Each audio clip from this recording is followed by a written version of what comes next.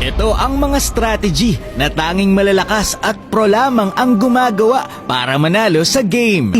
I-comment nyo kung alin dito ang ginagawa nyo at kung alin naman ang hindi. Number 1, juggling. Ito ay ginagawa kapag papasok sa tore.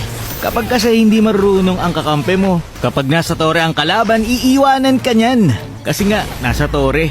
Pero kapag ginawa nyo ang juggling, salitan kayo, natatanggap ng damage sa tore. Kagaya dito, inaatake yung Julian, nag-out siya, sabay papasok siya ulit. At ako naman ang inaatake ng tore. At aalis na ako kapag matitake-down na ako.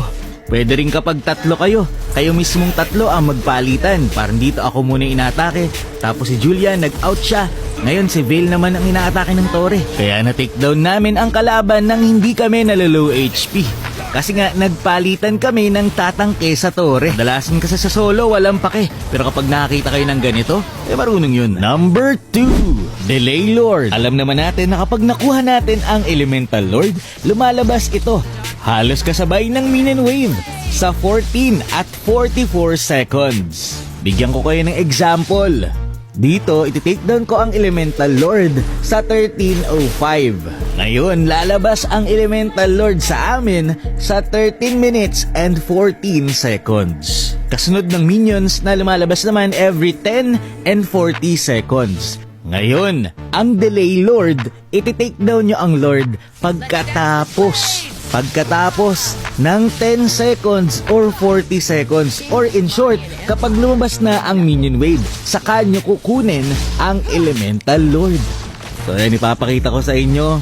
I-check nyo ng mabuti ang oras. Importante ito guys. Papalagpasin ko muna ang 16 minutes and 40 seconds bago ko i-take down ang Elemental Lord para sa next wave na lumabas ang Elemental Lord at hindi agad ito lumabas. So bakit nga ba i-delay ang Elemental Lord? Ito ay kung sakali na meron kang 2 o 3 kakampi na na-take down. Kaya pag inantay nyo matapos ang 10 seconds at 40 seconds, delay lalabas ang Lord at makakasama pa yung mga kakampi nyo sa Elemental Lord para matapos agad ang game. Tignan nyo dito, lumabas na yung Elemental Lord at kami mabubuhay na ulit.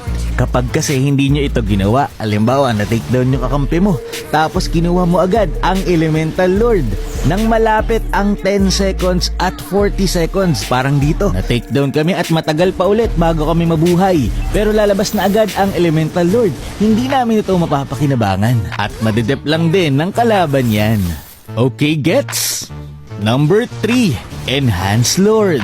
So kung makikita nyo dito, yung Tamus, sinimulan na agad ang Elemental Lord nang wala pang 12 minutes ng laban. At lamang kami sa game. Sabi ko sa kanya, sa 12 na mag-start para enhance na yung Lord. Kapag nakuha namin, manunuwag na ito. At mas malaki ang chance na makapush.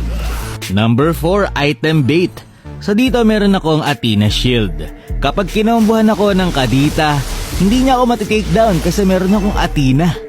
Pero yung mga magagaling na kalaban, ganito ang ginagawa. Yung tank susugurin ka, tapos kapag gumana na yung Athena Shield mo at nawala na, saka kakukombuhan nung kanilang mage. At kawawa ka, matitake-down ka kasi cooldown yung Athena mo eh. Ang pwede mong gawin dito kapag sobrang late game na, wag mo munang i-build ang Athena Shield mo. Para kapag sinugod ka ng tank, hindi mo na magagamit or mag-activate ang Athena Shield. I-click mo lang ito kapag kinombohan ka na mismo ng mage ng kalaban para saka palang gumana ang Athena Shield mo. Pwede din ito sa Winter Crown. Kapag sinugod ka na, saka ka mag-frozen. Kasi i-check nila yung item mo, hindi nila alam may Winter Crown ka pala. And number 5, Battle Spell and Skill Timer. Ito yung kapag nag-flicker na yung kalaban, sasabihin mo sa kakampi mo kung kailan ulit ito magkaka-flicker. Parang dito nag-flicker yung Parsa ng 3:11 ang oras. Dagdagan mo lang ng 2 yung minuto. Ibig sabihin, 5:11 magkakaroon ulit ng flicker yung Parsa kasi nga 2 minutes ang cooldown ng flicker. Kasi habang wala pang flicker yung Parsa, pwede nyo siyang i-go.